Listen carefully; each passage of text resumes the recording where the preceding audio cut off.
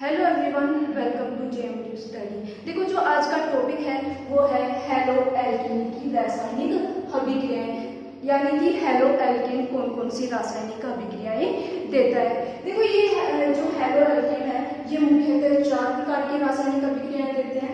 एक तो होती है नाभिक स्नेह प्रतिस्थापन अभिक्रियाएं, दूसरी होती है विलोपन अभिक्रियाएं, तीसरी देते हैं धातु के साथ अभिक्रियाएं और ये चौथी देते हैं अपक्षय अभिक्रियाएं। आज हम नाभिक स्नेही प्रतिस्थापन अभिक्रिया के बारे में डिटेल से पढ़ेंगे।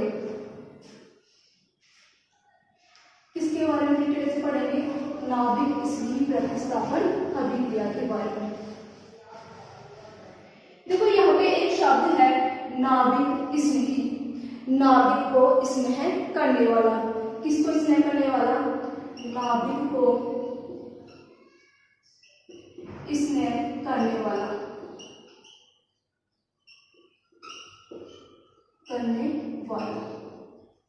नाभिक को स्नेह कौन करेगा? देखो, नाभिक के अंदर कौन सा आवेश होता है? धनावेश। तो धनावेश को कौन स्नेह करेगा? मतलब धनावेश को कौन आकर्षित करेगा? कोई भी ऋणायन। तो सभी जो ऋणायन होते हैं वो होते हैं नाभिक स्नेही। सभी ऋणायन क्या होंगे? नाभिक स्नेही। जैसे hydroxide ion, cyanide ion, nitrite ion, etcetera. देखो, यहाँ पे एक शब्द है, यहाँ पे प्रतिस्थापन अभिक्रियाएं। जब किसी एक एटम का या किसी एक परमाणु अणु या आयन का प्रतिस्थापन किसी दूसरे अणु आयन के द्वारा कर दिया जाता है तो उसको बोलते हैं प्रतिस्थापन अभिक्रियाएं। तो इसकी परिभाषा क्या हो जाएगी?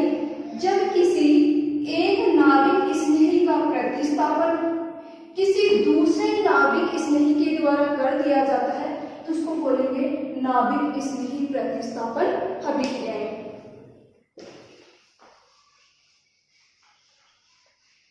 देखो, इसकी परिभाषा क्या हो जाएगी? जब किसी अभिक्रिया में एक नाभिक स्नेही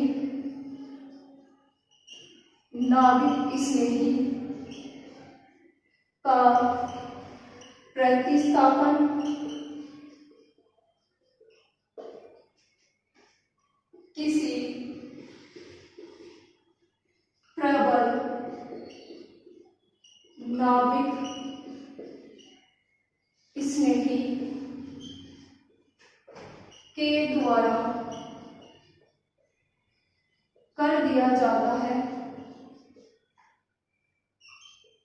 द्वारा कर दिया जाता है तो उसे नाभिक स्नेही प्रतिस्थापन अभिक्रिया कहते हैं। क्या है इसकी परिभाषा? जब किसी एक नाभिक स्नेही का प्रतिस्थापन किसी प्रबल नाभिक स्नेही के द्वारा कर दिया जाता है तो उसको क्या बोलेंगे? नाभिक स्नेही प्रतिस्थापन अभिक्रिया। जैसे ही अपन यहाँ पे कोई एग्जांपल लेते हैं, जैसे अपन ने कोई भी एल्किल हैलाइड ले लिया, उस एल्किल हैलाइड की रिएक्शन करवा रहे हैं अपन किसी भी न्यूक्लियोफाइल, मतलब किसी भी नाभिक स्नेही के साथ। ये जो नाभिक स्नेही है ये है प्रबल नाभिक स्नेही। कैसा है? प्रबल नाभिक स्नेही। तो अब यहाँ पे क्या होता है? देखो, यहाँ पे जो हैलोजन की विद्युत ऋणता है ये कार्बन की विद्युत ऋणता से अधिक होती है। किससे अधिक होती है? कार्बन की विद्युत ऋणता से अधिक होती है। देखो, विद्युत ऋणता से मतलब होता है इलेक्ट्रॉनों को अपनी ओर आकर्षित करने की क्षमता। इलेक्ट्रॉनों को अपनी ओर आकर्षित करने की क्षमता क्या होती है? विद्युत ऋणता। देखो, यहाँ पे जो हैलोजन की विद्युत ऋणता किससे अधिक होती है? कार्बन कार्बन से, जिसके कारण बंध के इलेक्ट्रॉनों को अपनी ओर आकर्षित कर लेता है, जिसके कारण इस हैलोजन के ऊपर नेगेटिव चार्ज आ जाता है और इस एल्किल समूह के ऊपर कौन सा चार्ज आ जाएगा, प्लस चार्ज, जिसके कारण यहाँ से एल्किल और यहाँ से नाभिक स्नेही दोनों के बीच में बंध बन जाता है। इस प्रकार यहाँ पे हैलोजन का प्रतिस्थापन किसके द्वारा हो गया, किसी भी प्रबल नाभिक स्नेही के द्वारा। देखो यहाँ पे हम कोई भी एल्किल हैलाइड ले लेते हैं, जैसे हमने ले लिया मैथिल क्लोराइड। इस मैथिल क्लोराइड की रिएक्शन करवा रहे हैं अपन साइनाइड आयन के साथ। किसके साथ रिएक्शन करवा रहे हैं, साइनाइड आयन के साथ। ये जो साइनाइड आयन है ये क्या है, प्रबल नाभिक स्नेही। किसके कंपैरिजन में प्रबल है, इस क्लोरीन के कंपैरिजन में। अब यहां से क्या होगा, इस क्लोरीन की विद्युत ऋणता कार्बन से अधिक होती है, जिसके कारण ये बंध के इलेक्ट्रॉनों को अपनी ओर आकर्षित कर लेगा, जिससे यहां से क्लोरीन आयन के रूप में बाहर निकल जाता है। अब यहाँ पे कार्बन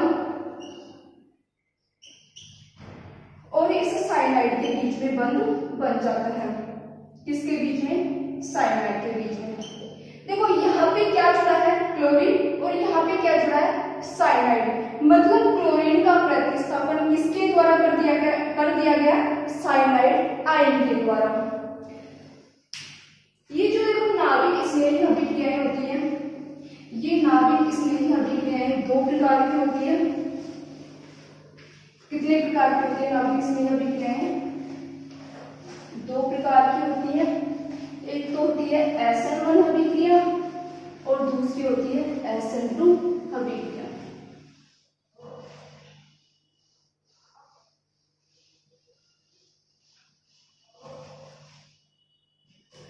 ये नाभिक स्नेही अभिक्रियाएं कितने प्रकार की होती है, ये होती है दो प्रकार की। एक तो होती है SN1 अभिक्रिया और दूसरी होती है SN2 अभिक्रिया। अब हम सबसे पहले पढ़ रहे हैं SN1 अभिक्रिया के बारे में। देखो SN1 अभिक्रिया से मतलब है सबस्टिट्यूशन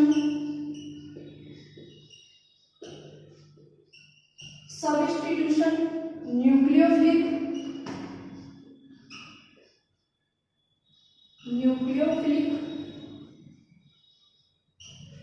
यहाँ पे यूनी मोलेकुलर रिएक्शन। देखो यहाँ पे यूनी मोलिकुलर मतलब एक अणु, यूनी मतलब एक अणु प्रतिस्थापन, एक अणु नाभिक स्नेही प्रतिस्थापन अभिक्रिया। ये जो एक अणु नाभिक स्नेही प्रतिस्थापन अभिक्रियाएं होती है, ये कैसी होती है, ये होती है एक अणु प्रतिस्थापन अभिक्रिया। प्रतिस्थापन अभिक्रिया एक अणु से एक अणु क्यों होती है, ये हम देखेंगे आगे कि एक अणु क्यों होती है।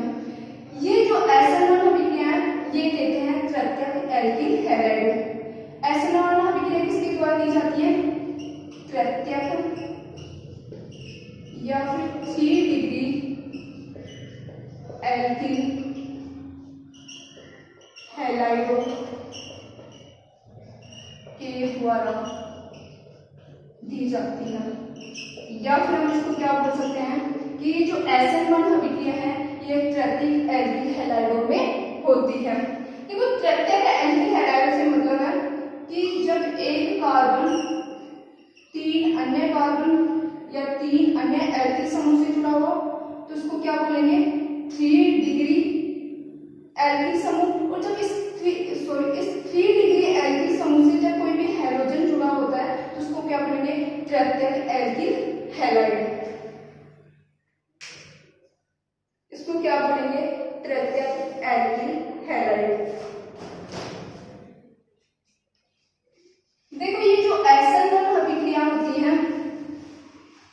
अभिक्रिया होती है दो पदों में।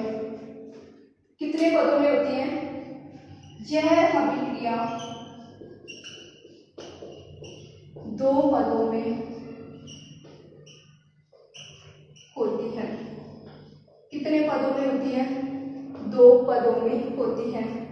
देखो जो पद स्टेप फर्स्ट होती है उसमें ये जो ट्रिप्लेट एल्किल हैलाइड है उसके कार्बन हैलोजन बंध का ब्रेक हो जाता है। इसमें क्या हो जाएगा? कार्बन हैलोजन बंध टूट जाएगा। देखो इस बंध के इलेक्ट्रॉन इस हैलोजन के ऊपर, जिसके कारण हैलोजन के ऊपर कौन सा चार्ज आ जाएगा? Negative charge. और कार्बन के ऊपर कौन सा चार्ज आ जाएगा? Positive charge. इस प्रकार से यहाँ पे क्या बन गया? Carb cation. क्या बन गया? Carb cation. देखो जब कार्बन के ऊपर धनावेश होता है तो उसको बोलते हैं कार्ब कैटाइन या फिर उसी को बोलते हैं कार्ब धनायन। अब जो देखो ये जो प्रोसेस होती है, मतलब कार्बन और हैलोजन के बीच में जो बंध टूटता है, ये वाली जो प्रोसेस होती है ये होती है स्लो। कैसी होती है? स्लो। और इस स्लो स्टेप में ही अभिक्रिया के वेग का निर्धारण किया जाता है कि अभिक्रिया किस वेग से हो रही है। इसलिए इसको बोलते हैं वेग निर्धारक पद। क्यों बोल रहे हैं इसको वेग निर्धारक पद? क्योंकि इसमें अभिक्रिया के वेग का निर्धारण किया जाता है। देखो वेग निर्धारक पद में कितने एल्किल समूह भाग ले रहे हैं? यहाँ पे सिर्फ एक एल्किल समूह भाग ले रहा है। इसलिए जो अभिक्रिया का वेग हो जाएगा वो इस एल्किल हैलाइड की सांद्रता के समानुपाती हो जाएगा। तो यहाँ पे क्या हो जाएगा? जो अभिक्रिया का वेग किसके समानुपाती हो जाएगा? एल्किल हैलाइड की सांद्रता के। देखो अभिक्रिया का वेग किसकी सांद्रता के? इस प्रत्येक एल्किल हैलाइड के सांद्रता के समानुपाती होता है। मतलब इस एल्किल हैलाइड की सांद्रता जितनी अधिक होगी अभिक्रिया का वेग भी क्या हो जाएगा? उतना ही अधिक हो जाएगा। देखो वेग निर्धारक पद में सिर्फ एक अणु भाग ले रहा है, इसलिए इसको क्या बोलेंगे? एक अणु के प्रतिस्थापन अभिक्रिया। इसलिए इसको क्या बोलेंगे? एक अणु प्रतिस्थापन अभिक्रिया। अब जो इसका सेकंड पद है, उस सेकंड पद में ये बना हुआ कार्ब कैटाइन के ऊपर कोई भी प्रबल नाभिक इसमें आक्रमण करेगा। यहाँ पे पद दूसरा हो जाएगा। पद सेकंड में क्या होगा? वहां पे जो 3 डिग्री कार्ब कैटाइन बना था उसके ऊपर कौन आक्रमण करेगा? कोई भी प्रबल नाभिक इसमें ही। क्या है? प्रबल नाभिक इसमें ही। देखो यहाँ पे जो कार्ब कैटाइन होता है, इस कार्ब कैटाइन की जो संरचना होती है, इसकी जो शेप होती है वो होती है समतल त्रिकोणीय। कैसी शेप होती है? समतल त्रिकोणीय। जिसके कारण ये आने वाला नाभिक इसमें ही इस साइड से भी आक्रमण कर सकता है और ये इस साइड से भी आक्रमण कर सकता है। मतलब ये जो आने वाला नाभिक इसमें ही है ये दोनों साइड से आक्रमण कर सकता है। अब यहाँ पे क्या होता है? इस कार्ब कैटाइन और इस न्यूक्लियोफाइल दोनों के बीच में बॉन्ड बन जाता है। दोनों के बीच में क्या बन गया? बॉन्ड बन जाता है। इस प्रकार से रासायनिक SN1 अभिक्रियाएं होती है। देखो जो SN1 अभिक्रिया में